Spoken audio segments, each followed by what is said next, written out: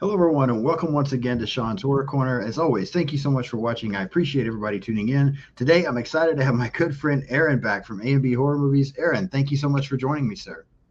Yes, you're very welcome, Sean. Thank you so much for having me on. I've been looking forward to this all day. It's always a blast to chat with you. Oh, absolutely, yeah. And we got together back in October, so it's been a little while, and talked about the first Nightmare on Elm Street Yes. film. And so, yeah, now we're back to talk about the second one a little bit. But before we get into anything, I'm sure anybody that's familiar with my channel already knows who you are. But just in case, take a minute to promote your channel and anything you might have coming up. Absolutely. So I am the host of A&B Horror Movies on YouTube. You can find me over there where I interview a lot of directors, actors, folks in the industry, all related to movies. My latest interview was with the Addams family, so Toby Poser and John Adams, to talk about their new film on Shudder, The Mother of Flies, which was Cool. fantastic, especially if you're a fan of their films. And it was just an absolute pleasure to talk with them, very talented individuals. I also just posted an interview with Brandon Christensen to talk about Body Cam, his new found footage film Right. that's also on Shudder. And my God, I loved that movie. If you're a fan of found footage, this one is one to see and watch it with all the lights out. I've got a few others coming up, but I don't know exactly yet because I have a bit of a backlog. So stay Sure. tuned for some more exciting videos. And lastly, you can find me on Instagram at Aaron's Movies 8587, where I share my love for physical media and I geek out a little bit about Blu-rays, collectibles, and you and I have done some collabs on there too. So this is We awesome, have, Sean. yeah, and I'll be on with you next week. We have a live coming up on your channel, so yeah, that'll be a lot of fun. Yes, next Looking Wednesday. forward to that. Yes, I forget what the date is. The 24th, maybe. that might be right. Yeah, I just remember Wednesday. I could Whatever probably next tell you. Wednesday is, yes. So you'll be back on, and Yeah, Tiana from Tiana Loves Movies and Frank right. from Tears Up Cinema will be talking about our new arrivals, and I believe the Leprechaun films, but TBD. Yeah, yep, absolutely. And the 25th is actually the day. I just looked at my calendar over here. So 25th. Okay, I was 25th is when close. we'll do that. Yeah, you were very Whenever Wednesday is. exactly. Yeah, just Wednesday. That's all you need to know. Yes. Um, So there you go. before we get into this one, we talked about the first one. I don't remember. Sometimes I try to go back and just watch the end of my clip so I can kind of see what we rated it. I remember I gave the first film a 10 out of 10. Do you remember what you rated the first one? I don't know if I said 10. I think I said 9. Okay. But I don't know. It was either a 9 Okay. or a 10. I knew it was up there. I knew we were pretty close, and we Yeah. were both huge fans of that original. But I'm really curious to see what your thoughts on this one are here, because I feel like Mhm. this one's divisive. There's some people out there that really like this one, and then there's other people that feel like this is the worst in the in the franchise. So I'm Yeah. really curious to see where you fall. But we'll let me put my glasses on so I can see for a minute, and we'll go ahead and jump right in. A Nightmare on Elm Street 2: Freddy's Revenge. The tagline for the movie: "The man of your dreams is back." Brief synopsis, real quick. A teenage boy is haunted in his dreams by a deceased child murderer, Freddy Krueger, who has set out to possess him in order to continue his reign of terror in the real world. Film released November 1st of 1985, directed by Jack Shoulder, written by David Chaskin, distributed by New Line Cinema, runtime of 87 minutes, budget of only $3 million, and made $30 million at the box office. So did very, very well. A few members of the cast: Robert Englund, Mark Patton, Kim Myers, Robert Ressler, Clu Gallagher. We'll stop there. Aaron, tell me your thoughts on the cast and the characters for this one. Well, thank God they brought Robert Englund back. I'm sure you're aware that they had tried. I think they even filmed some scenes with an unknown actor, Correct. um, and they realized that that was a complete miss, and they brought Robert Englund back. Yeah. I don't know. I think Mark Patton is. It was the role of a lifetime for him. Oh, I know absolutely. it changed his career and direction, but from what I've heard, he has no regrets, and he's very happy with the outcome and being involved with the film. And Kim Myers is just stunning, and she's fantastic in the role as Yeah. well. And Clu Gulager, I'm I don't not know how to sure how say his you last say it name. exactly. I tried to get through it quickly because I wasn't sure, but he's fantastic. I Yeah. loved seeing him in here. Oh my God, yeah, and Return of the Living Dead, and Yes. unfortunately, I think he did pass away this past year. Yes. But yeah, very, very talented. Yeah, I don't know. I think they got it right with this one. Yeah, I agree. I think everybody does a good job. I think this film, and we'll get into it a little bit. I don't know. It's so hard to talk about in some ways because you don't want anybody to take anything the wrong way with the way things are. I think everybody's fine. I think everybody does a good job. Yeah, sure. The characters are all fine. Um, I miss Nancy in this one. I just love Mhm. Nancy Thompson so much from the original. I would like to, and she comes Yeah. back later in the franchise. But I feel like I don't know. I don't feel like the final boy, final girl here because Kim Myers' character kind of becomes a final girl then on the very end. But I Mhm. don't feel like they were as strong as Nancy was for me. But they're still good. It's just not quite the same as far as I thought. But again, everybody did a good job. It's not like anybody was bad. Um, Absolutely. yeah, I don't know. Maybe for some reason I just like some of the characters in the first one a little bit more. But yeah, it is what it is there. What about the story for this one? Your thoughts on the story? I mean, the score is, it's there. Cinematography, I think, looks pretty good. But yeah, your thoughts on cinematography, score, story? Cinematography, I think, is excellent. The whole pool scene, the way they have like the wide shots, and then Mhm. the zoom in when the mayhem ensues. Let's say, um, the score. I don't know. I can't really say. I mean, you have the classic Nightmare on Elm Street Right. score, and for that, I mean, who doesn't love that? Absolutely. Um, the story, I like what they were trying to do with it. I feel like it's a little forced. In some ways. Like that whole fight scene at what's the girlfriend's name? I'm drawing a blank. Um, well, I Kim can look. Myers, I what just keep seeing Kim. Yeah. Jesse and I don't know, Yes. but the whole fight scene when she's like kicking him in her like white ked shoes. Yeah. Um, Lisa. That's her name. Lisa. Lisa, oh my gosh, yes. Yes. Uh, yeah, I don't know. Like I said, I'm gonna go back on. I think I liked what they were trying to do, taking some risks, and Mhm. um, I don't know. I don't. I'm with you there. I like it. I don't love it. Mhm. I think going back and when you watch this franchise, two just seems so different because Yeah. I mean, it goes a totally different route. It's going more of a possession route than the nightmare route. I mean, he has the nightmares, but it's not Freddy attacking people in their nightmares, and killing different people that way.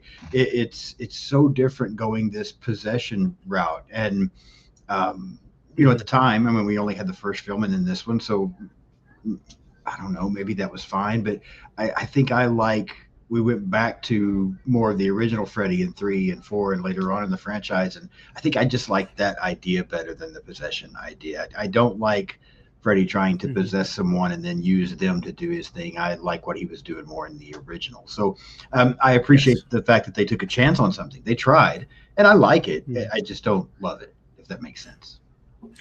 Well, let me ask you this: when you first saw it, what did you think? Think back to the '80s when you first Yeah. saw.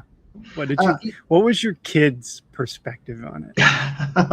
I think my kid's perspective was it's good. I mean, I think I felt similar. I liked it. I mean, I was like, yeah, that was fun.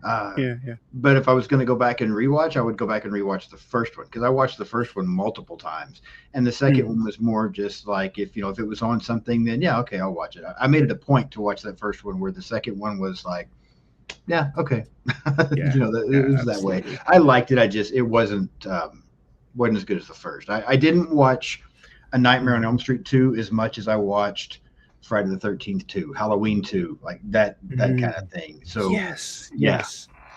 And they hyped this so much when it came out. The yeah, marketing, the release in the theater. I was too little to go see it in the theater, right. but I couldn't wait for it to come out on VHS.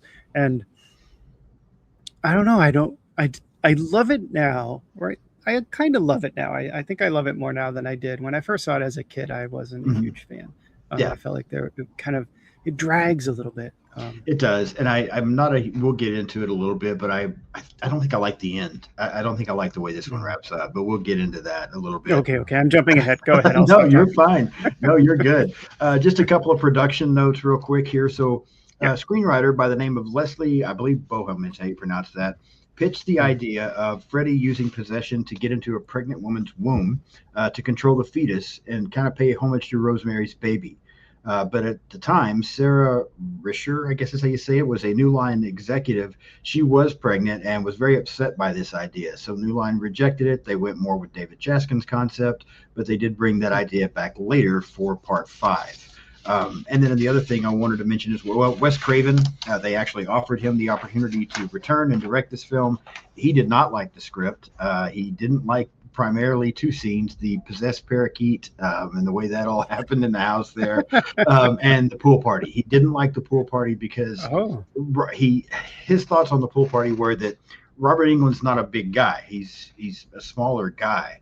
And so when you've got him out there at this pool party, all of these teenagers looked bigger than he did, and he just thought it took away from the scare factor. He thought it made Freddy look small, and he just didn't like the way that was done. But so he declined the opportunity to be involved in this one.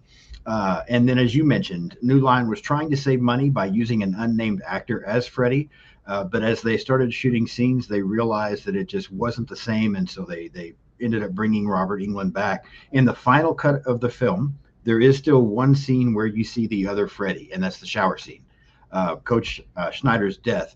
And I had heard that, and I never really paid attention that much, so I was watching for it very closely. And when you watch that scene now, that Freddy looks much bigger than Robert Englund. He's a much bigger, hulkier guy. That kind of comes there in the shower. And of course, there's water coming down, there's some shadow, so it's hard to get a real good look at him.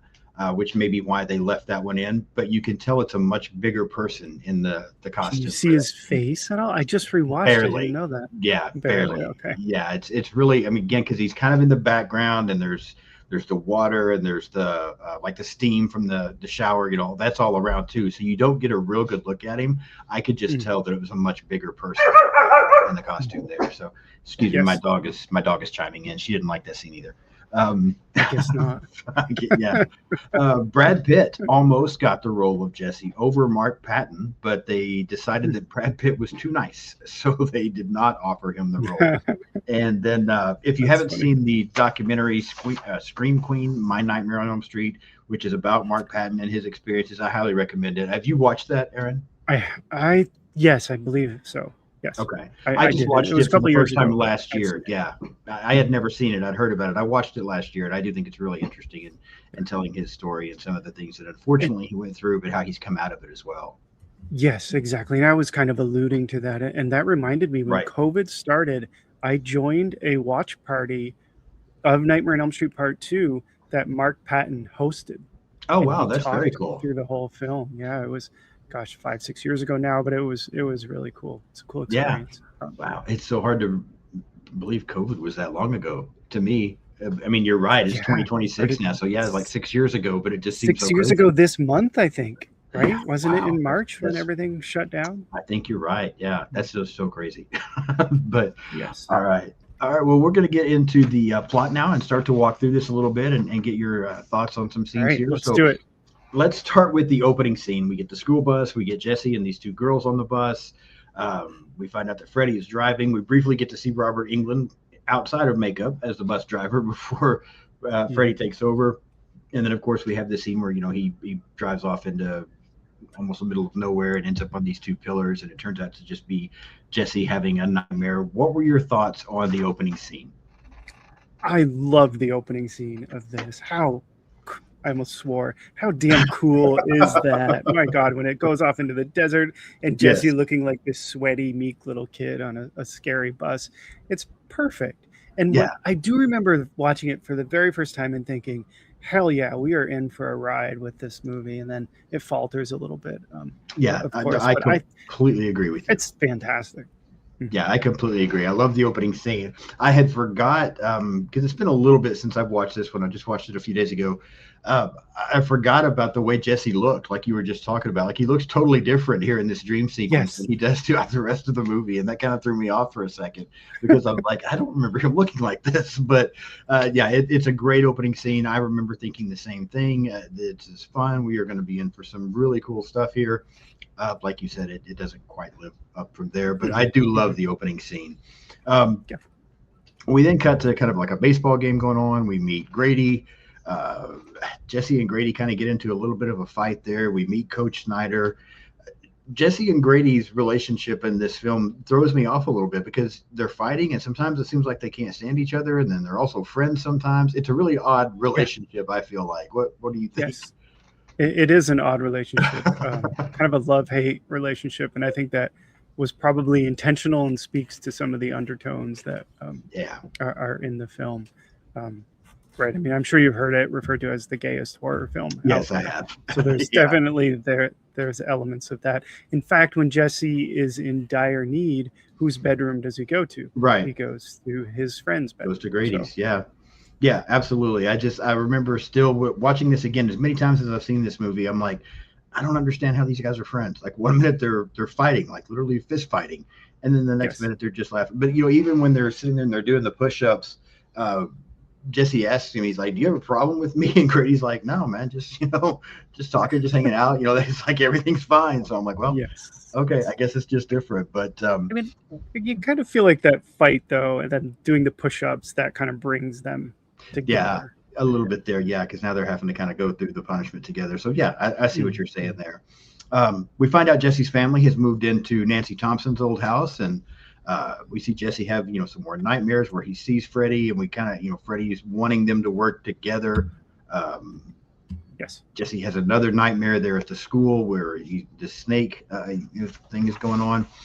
What are your thoughts here on the early nightmares he had where he's seeing Freddy? And I think one part, of course, is where Freddy tells him, "You've got the body, I've got the brains," and then we have the snake scene. Oh, do you like these nightmares compared to what, like, maybe some of our other characters like Tina and Rod and Glenn from the first film are going with, or not quite the same? But what are your thoughts here? I do love the one in the hallway, right, where he takes his hat off and rips his brain open a little bit and says that infamous line. I like that sequence. The snake in the classroom is a little gimmicky, but it's still kind of fun. It's hard to compare to Tina and Rod's. I agree. Kill scenes in the first. I mean, those are iconic. Right. Which I think but again, go ahead. No, you're good. I think that's kind of what I was alluding to in the beginning, is because these dreams aren't bad. And I do, like you said, I love the one where, Freddy shows him his brain and he gives that iconic line, "The snake is whatever." But these dreams are fine. It's not that this is bad. It's just they're not the same, because that first movie gave us these iconic kills from these dreams.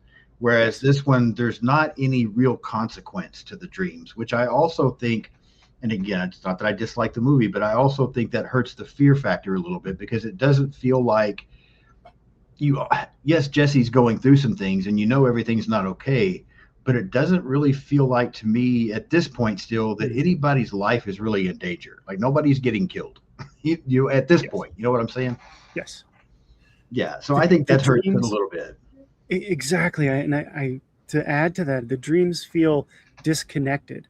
They're not building upon the previous dreams as well as they could have, like they do in the first one, because those there's like a buildup, right? Of the dreams and the kills, and in part two, there doesn't seem to be that buildup feeling. Each of the nightmares, a lot of the nightmares feel like they could be separate and aren't connected in any way. Yeah, I completely agree. And I think that's what, you asked me how I felt about it when I was a kid. I think even when I was younger, that's why I preferred the first one, because Freddy legitimately scared me when I was younger and first got into A Nightmare on Elm Street. I loved watching Friday the 13th. I loved Halloween, but I didn't necessarily think, once I became a fan of horror, I didn't necessarily think Jason and Michael were that scary. They were so entertaining. I just loved them. You know what I mean? And then there were tense moments and things in their movies and scary scenes, but I didn't go to bed and worry that Jason or Michael were going to get me. Freddy scared the shit out of me the first time I saw him. I was like, oh my God, this guy's terrifying. And that first one is just so iconic. And I didn't get, even younger me watching this, didn't get that same feeling from this one. I'm like, this is not as scary. This is just different. Yes. And what's brilliant about A Nightmare on Elm Street is that we all sleep. We all have nightmares. So everyone can relate to someone haunting your dreams. And then take it one step further. What if they can kill you in your dreams and you die in real life? Right? The kid, crazy. When I was a kid, it was like, this is absolutely terrifying. Yeah, no, I agree. And I'll tell you a little quick side story here that made it even scarier to me is because I had a dream one time. My father was a police officer for years, Oh, okay, and cool. I had a dream one time that one of his partners that he worked with quite a bit, and they were really good friends. But I, for some reason, I had a dream that this guy like went crazy and just started shooting people. And in my Oh, dream, I got shot. Like he shot me in the head, and I was like laying there on the ground, and I was dying. And when I woke up, I had a massive headache. I had such a bad headache after that dream. And it kind of startled me. I'm like, wow, why is my head hurting so bad after I dream, that I got shot yeah, in the head? Like, why is that yeah. hurting? And then I watched Freddy and I'm like, fuck, like, what is going on? I could get killed in my This is dream. it. Oh my Yeah. God. Yeah, yeah. So yeah, I Well, remember that I'm well. glad you survived it. Yeah, me too. Me too, Yes. but it was crazy. Later, we get kind of a funny scene there in the film where Jesse is unpacking his room and he's dancing around and acting crazy, and Lisa comes over and sees him. Funny scene there, I feel like. Yeah. They Oh, they find so Nancy good. Thompson's diary and start getting some more details on her dreams about Freddy and finding out what's going on. We get a few more nightmares from Jesse. Where he finds Freddy's glove, and we find out that Freddy wants. Well, there's a scene where Freddy's trying to get Jesse to put the glove on, Mhm. and then we kind of get into the scene where we see Coach Snyder being pretty rough on Jesse and Grady again, and then we have the scene that night that Wes Craven didn't like, where the pet parakeet seems to attack the family and then like busts into flames. So Spoiler. we'll. There's a lot going on here in this little section, so we'll Yeah. stop there. Give me your thoughts on the fun scene there with Jesse dancing around and Lisa watching him, and then again, a couple of the dreams and the parakeet. Anything here stand out to you? Well, my God, we have to talk about that whole scene when he's dancing around his bedroom because it's just so funny. Yeah, First of all, it's so dumb, but it's so funny.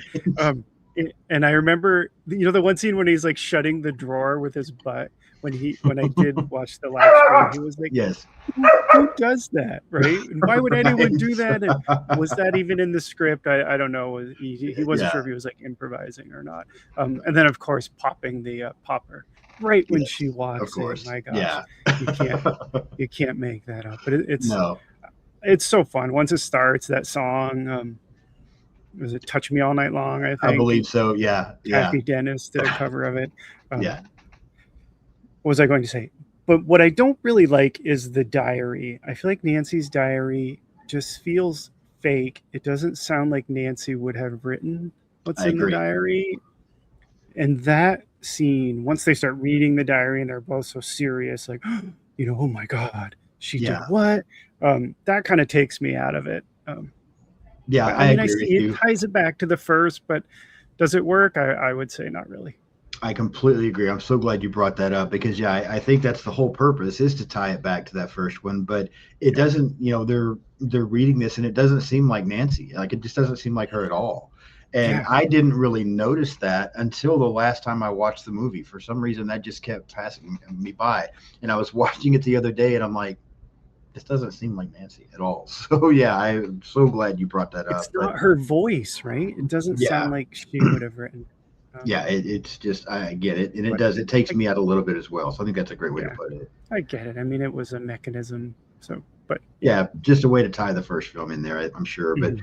and then your thoughts on the parakeet scene? Was it as I also think it's silly. It's so It's silly, very silly. It doesn't make any sense, but my right? gosh, it's so cool to watch them run around the living room to try to get the bird and then Yeah, he just busts into flames, it spontaneous explodes. combustion out of nowhere. Yes. Oh, that poor bird, right? I know. Yeah, It's fun um, though. yeah, it is. I agree. Jesse then just trying to stay awake. He ends up wandering the streets. He gets caught in Mhm. an S&M bar by the coach. Mhm. Coach then takes him back to the gym, makes him run laps. This scene again. There's been a lot of talk about this. Why he would go into this kind of bar, I don't know, but yeah, I mean, it's just more of that there. As the coach, though, as they're in the gym there, the equipment begins to fly off the walls. The coach then gets dragged by jump rope into the shower. He gets stripped, he gets whipped, and then Freddy appears and ends up killing the coach. And then we see Jesse standing there, and he's actually the one wearing the glove. Police find Yes. him outside and take him back home. And then the next day, Coach Schneider is found dead there at the school. Give me your thoughts here on this shower scene, because this is a pretty, iconic kill. Yeah, it's pretty shocking, especially the coach getting dragged into the shower. There is kind of a lot we could unpack here, like why was the coach at the same S&M bar, and Right. Why was he dressed the way he was? So of course the undertones that are obvious. And absolutely. the Scream Queen, is it Scream Queen documentary? Yes. Kind of goes into a lot of that, but Right. Objectively, it's pretty shocking what happens to him. Getting dragged into the shower and stripped, whipped, sliced. Yeah, absolutely. Yeah. I agree. It's it's, as far as the kills in this movie, it's a pretty good one. And there's a scene earlier in the film where Jesse and Grady are talking, and Grady makes the statement that he's heard rumors that the coach likes to hang out in S&M bars. And so, okay, that explains why the coach is in there, but why did Jesse go there? Of all things, all places for him to go, why there? And so, the Scream Queen documentary, I think, really does a good job of explaining some of the things that Mark Patton had to unfortunately go through in this film, and just the way David Chaskin had written things. And yes, I feel like it's a great, subtly but intentionally. Yes, because and I think in the beginning, David Chaskin tried to deny that it was intentional, and then later finally came back and owned up to things a little bit. But I've heard, I've listened to other people talk about this movie. I've listened to a few podcasts and things here and there where people talk about this film, and everybody understandably spends so much time talking about that and what Mark Patton went through. And again, completely understandable, but I just recommend to people to watch that the Scream Queen documentary, because I think it's done really well. And it's done very well. And I'm glad to see that even though initially Mark Patton unfortunately went through some very difficult things, I'm glad to see that he's come out of it and is doing so much better. And, he does a few conventions and things like that now. I mean, he's embraced it again. And so I do appreciate that. And I'm glad to see he made it out of it positively, basically. Yes, I just watched a movie with him the other day called Watchdog. Oh, wow. I haven't seen that one. Just came out. Channing Morrow is in it, and Wes Robinson, who was in the Blair Witch film from 2013, the Good Blair Witch sequel. The Good Blair Witch. And Mark Patton and Felissa Rose are in it. So it's streaming on Amazon. It's pretty good. Check it out. Yeah, I will have to check that out for sure. That night, Jesse ends up finding Freddy's glove in a dresser. He hears Freddy's voice again. He sees, of course, we get the iconic scene that we know from the first one where the little girls are jumping rope and singing the Freddy song. Another scene here that comes in that I just don't think, to me, it's kind of pointless, is Lisa and Jesse end up going to this old power plant where Freddy worked. And I think Lisa's hoping that maybe Jesse can pick something up and figure out what's going on. But and she tells Jesse a little bit about Freddy's backstory of kidnapping and killing kids. And I don't know. This seems kind of pointless, in my opinion. I don't really understand why it's there. It does nothing else for the movie, in my opinion. It doesn't move the story forward. It seems like it's in there just for dramatic purposes. Yeah, I completely agree with you. I agree. Yeah. The next night, Jesse then, or maybe it's later that night, but he has an issue there where we hear Freddy's voice talking to Jesse's sister, and then we see Jesse there by her bed, and again, he's wearing the glove. And then we get to the pool party. And there's a lot that goes on here at this pool party. I mean, at one point, Lisa and Jesse finally start to talk, and they're making out, and then Freddy begins to take over Jesse. Jesse takes off and goes to Grady, as you were mentioning earlier, where he's having such a hard time. He tells Grady that he killed Schneider, and he's wanting Grady to help him and watch him sleep, and if he sees anything go wrong, to wake him up. But Grady ends up falling asleep as well, and then everything starts. Freddy emerges from Jesse's body and ends up killing Grady, and then we get back to the pool, and Freddy's showing up there, and we get all of this going on. Give me your thoughts on one, the scene with Grady and Grady's kill, and then also everything taking place there at the pool party. Okay, before we get to Grady's kill, though, I feel like we've got to say a little bit about his tongue when he's making out with Lisa. With Lisa, true. That is one appendage that is very impressive. And then it just freaks him out. So I don't know. Oh, man. Yeah, I mean, I guess that would freak me out, too. That was crazy. Oh, my God, look at that. let's see. And the effects in the kill with Grady are pretty awesome, I think, right? When Yeah. Freddy comes out of him, and you can see it's a prosthetic if you Oh, really look at it, absolutely. Yeah. but it's so good. And the whole drama of Grady screaming, like pounding on the door, and his parents are on the other side, and he can't get out. Yes. And of course, we all know what's about to happen to him, and then Right. the knives through the door. Yeah. It's just awesome. I'd say Yeah. that, like the opening scene and Grady's kill, I think are two really high points in the film for Yeah, me. I agree with you. I think so too. And Yeah, then I the pool completely agree. party. I don't know. It's funny. The parents are like, "Oh, let's just go to bed," and right, the dad's like, "Oh, the music's too loud," and then they put on like this synth '80s pop music, and Yeah, it's just so cheesy. it is. And I get why. I guess maybe some people don't like it because it's so silly. But at the same time, I don't hate this pool party scene. I think it's fun. Just Freddy Yeah, I running know around it's there good. and doing the things he's doing, and some of the people that get killed. I think.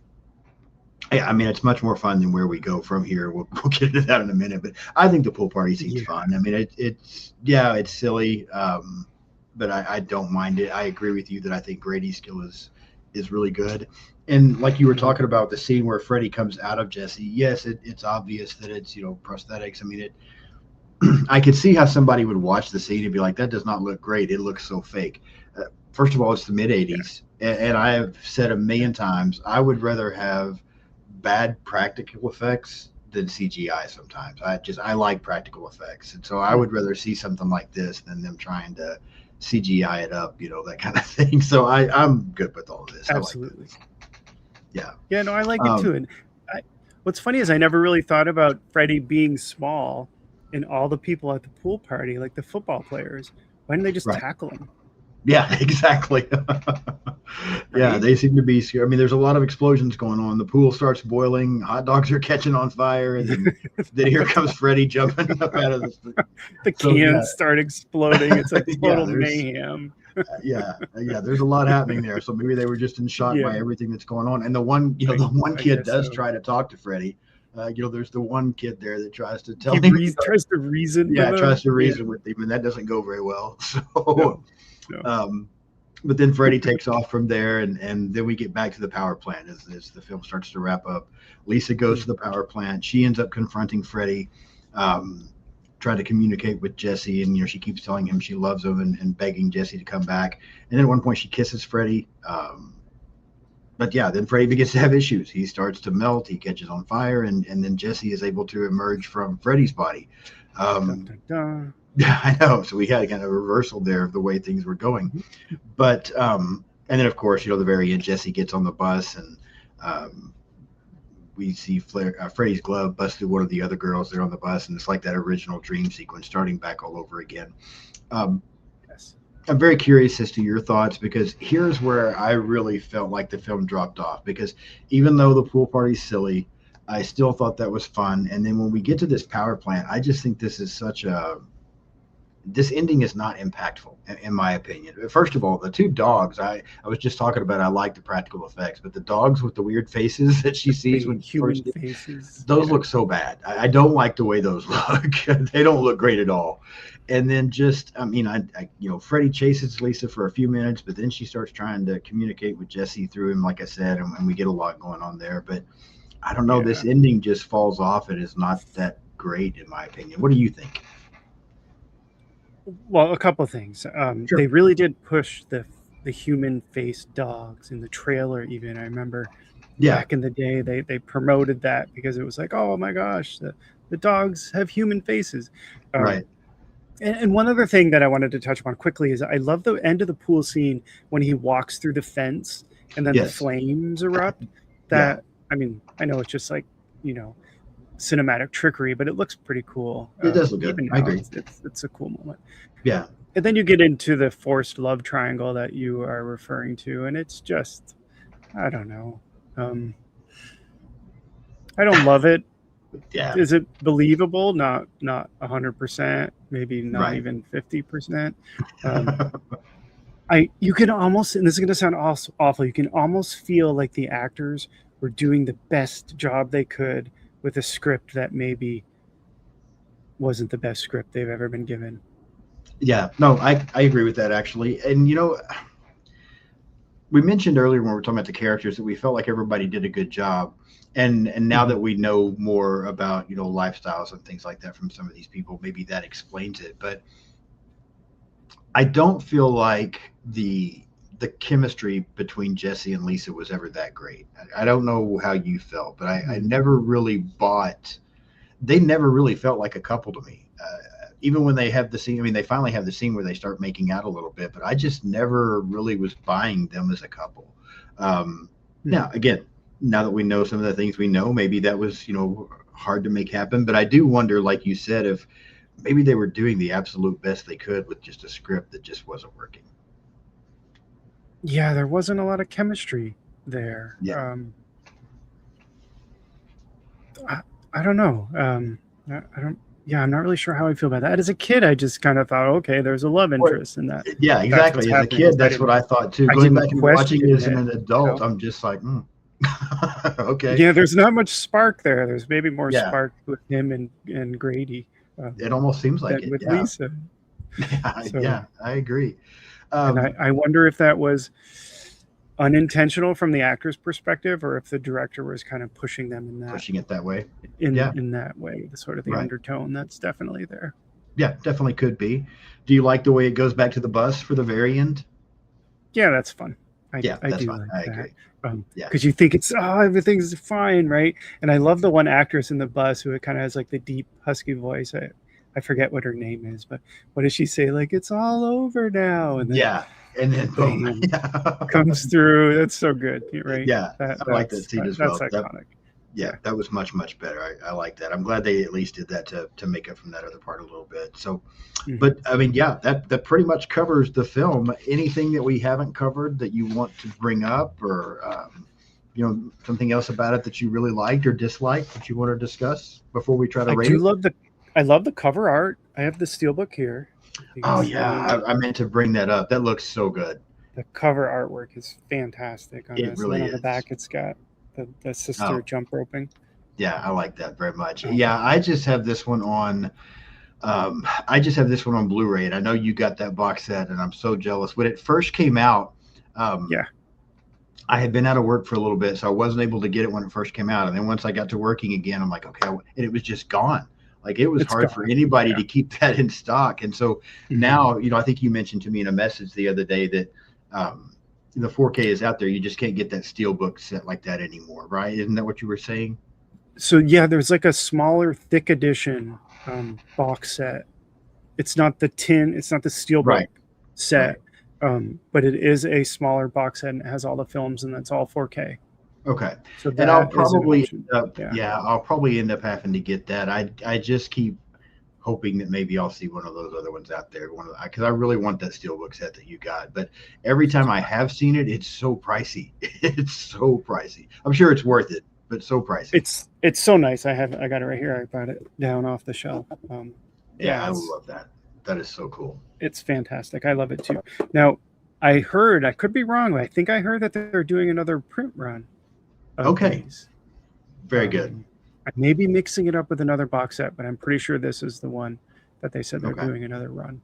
Well, if they do, I'm going to have to grab it this time. So yeah, I will definitely have to grab it this time. I hope they do, because that's kind of what I've been waiting on at this point, because I just thought that looked so good. I remember you showed us that on one of your lives when we were talking about things in our collection. Yes, the new and you showed that, and I was like, oh, well, that's so cool. So yeah, and you said, I think you told me in a message that this movie looked so good and sounded so good, right? With Part 2 looks really good. It sounds really good. It's the first time I've watched it in 4K. And I will say I was on the fence about getting this because it wasn't cheap. Right. And then a friend of mine was like, it just came back on Amazon. And I was like, oh my God. And I went in, I was like, I got to buy it. So I bought it. And then like an hour or two later, it was gone again. So I just lucked out somehow. You got just the right. Well, if you happen to see it somewhere, let me know, because I hope they make another print. I want to try to grab that. But so yeah, we were both huge fans of the first one. Now, what would you rate this one on a scale of 1 to 10, Aaron? I should have done my homework to think about this. So if you had asked like 12-year-old me, it would have been low. but I have come to appreciate it more over the years, and now I Okay. actually have fun watching it. So Okay. I think if I said a 9 for the first one, maybe 6.5. Do we Okay. do half points here? Yeah, Maybe six absolutely. and a half. Yeah. No, I think Because then that's very fair. if Yeah. I were to rank the others, like Dream Warriors would be above this one. Sure. So I that one completely might agree. be an 8, you know? Yeah. Yeah. So anyway, I'll say 6.5, and I'll stay. Okay. That's my final answer. Final answer. Yeah, that's funny. I think that's a great answer because I would actually, I gave that first one, like I said, a 10. I think that first one is just perfection. And for me, the second one, I would give a 6. I mean, I still like the movie. Okay. 6 out of 10. Yeah, I still like this movie. It just doesn't have that same appeal to me that the other ones. But I love Dream Warriors, and I really like Dream Master as well. I probably would score both of them better than like that one this. too. So I'm a big fan of those. So, and yeah, you and I talked, I think before. I'm going to try not to wait so long to get you back, but I'm hoping you'll come back with me, and just periodically we'll get through this whole franchise so we can kind of see where we would put all of them. But yeah, if you're interested, I'm going to have you come back and we'll talk Dream Warriors soon. I would love that. I'm looking on Valoria to see if they don't have the Steelbook one, but they do have the one I was talking about. It looks like this. You can see, but it looks like that. Okay. Yeah, I mean, that's not bad. And probably what I need to do is, and probably what I will do is I'll probably get that just so I have it. And then, if that other thing pops up, then I may grab it too. And it's that's on what sale. we do as collectors. Oh, is it really? Dude, it's on sale at Valoria Video for $80. And if you use A&B Horror 10, you'll get 10% off on top of that. Okay, very good. Yeah, I will definitely go take a look at that thing. So, yeah, awesome. But to answer your question, I would love to come back on and talk about all of the Nightmare on Elm Streets. In fact, the last one we did, we both started. I don't think we shared this. The last one we both started. Yeah, we both had the exact same Nightmare on Elm Street T-shirt on. So this time I've got Dream Warriors. I don't know if you can see it. I got Dream Warriors. Oh, very cool. I like that. Prime time, nice. Prime time. Welcome to so classic. Anyway, so if we do part 3, I'll wear this one again. Okay, very good. Yeah, I'm going to try to. I'll look at my calendar here in the next couple of days, and we'll get a schedule for you to come back, and we'll talk about Dream Warriors. And yeah, then eventually we'll just get through this whole franchise, because what I'm doing right now, just to kind of give people some ideas, is so like for example, Brendan from Our Life in Horror, he kept coming on with me, and he and I went through the entire Scream franchise. Well, next week then on Thursday, so the day after my live on your channel, Brendan's coming on my channel for a live where we're just going to go back and recap and rank the Scream movies. And so maybe you and I can do the same kind of thing. We'll go through these each one, and then we'll do a live where we just rank them and talk about the whole thing. So yeah, that's what I'm shooting. Yeah, man, I'm in. That sounds fun. Very good. Very good. I'm going to tell you now, I love Freddy's Dead. I know people hate that one. Okay. I love Freddy's Dead. I saw it in the theater with 3D glasses. And it was cool. Effing cool. It was so cool. That's awesome. It's been a while since I've seen that one. I'm going to have to go back and rewatch it. And yeah, there's so many that I'm curious your thoughts on. I'm kind of dreading watching that 2010 remake because I did not like that one the first time I saw it. But we'll see. Yeah. We're including that one. I don't know, man. I was going to. I'm not sure yet. We'll see what happens. Can we include Freddy versus Jason too? Absolutely, we'll include that one. All right, man. Let's do it. Then we'll include the remake. I guess I do like the whole micro nap concept there. Yeah, no, I agree with you there. That's cool. All right, very good. Well, that's a Nightmare on Elm Street 2. I said a 6. Aaron said 6.5, so we're very close on that. Before we wrap this up and get out of here, Aaron, go ahead again and take a minute to talk about your channel and anything you have coming up that you want to promote. Yes, absolutely. So A&B Horror Movies on YouTube. You can check out all of the interviews that I've done there. I've had Lynn Shay on recently. I mentioned the Addams Family and Brandon Christensen. Oh, I also talked to Brad Anderson about his new film called World Breaker. And at the very end, I got to talk with him about Session 9, which is one of my favorite horror movies of all time. And that was just a real experience for me. I was thrilled. My God, I still can't believe that happened. And then, like I said, I've got some cool ones coming up. I have The Demon, which is opening, I think, next week. I chatted with the directors of that. I've got a lot coming up. Just stay tuned. I've got some really exciting projects coming up. And then Instagram, Aaron's Movies 8587. Absolutely perfect. Yes, definitely go check out the channel. Follow on Instagram. A lot of good stuff coming up on there. So I'm trying to think of what I have coming up. Next week seems like such a busy week, but that's because I have like 3 lives next week. I'm on Our Life in Horror on Tuesday. I'm with you on Wednesday. And then, like I said, I have something going on my channel on Thursday. And then along with all those lives, I also have recordings coming out next week on, I'm trying to think, The Hunt, Ginger Snaps, and a movie I'd never heard of and just came across. I just watched it last night called Freshwater. I don't know if you've ever seen Freshwater. It's about a killer alligator. Don't. I don't know. If you haven't seen it, don't. I probably own a copy, but I'll check it out. I generally like a lot of stuff like that, but yeah, this may be, well, yeah, I'll save it. I was disappointed. Okay, This was not cool. Good. But yeah. And So, you had Lauren Marie Taylor on. How I did, yeah. cool is that? That was so That's much fun getting to awesome. talk to her. She's so kind. She's fantastic. And I've been in contact a little bit. In fact, I'm supposed to be reaching back out later this month, in the next couple of weeks, to Darcy DeMoss. She may be coming on. So yeah, I've been talking with her a little bit. So that may be my next interview. So yeah, we're working on that one, trying to get a date squared away. So yeah, a lot of fun. Let me know if it works out. I will. Yes. Absolutely. Very exciting, man. I'm happy for you. That's awesome. Thank you so much. I appreciate that. So yeah, leave me some comments. Let Aaron and I know what you think about this movie. Are you a big fan of it? Does it not quite work for you? Hit the subscribe button, like the video, follow me on social media. I'm on everything out there: Blue Sky, Instagram, Threads, X, TikTok, all of it. So Aaron, thank you again so much for coming on. This has been a blast. I really do appreciate it. Look forward to having you back. Thank you all for watching, and come watch Aaron and I on A&B Horror Movies live on Wednesday. Yes, awesome, Sean. Thank you so much. Yes, sir. All right, everyone. I will see you soon.